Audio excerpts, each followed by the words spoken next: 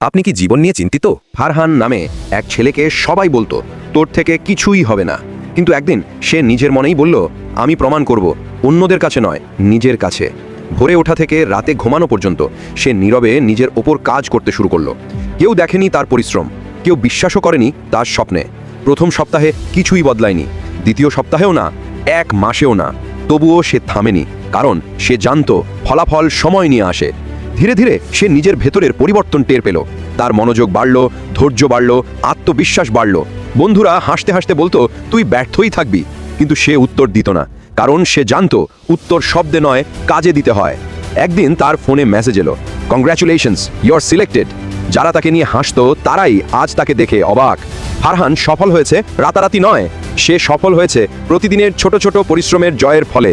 সে প্রমাণ করেছে একজন মানুষের ভবিষ্যৎ বদলানোর ক্ষমতা তার নিজের মধ্যেই থাকে। ভরসা রাখতে হবে আল্লাহর ওপর।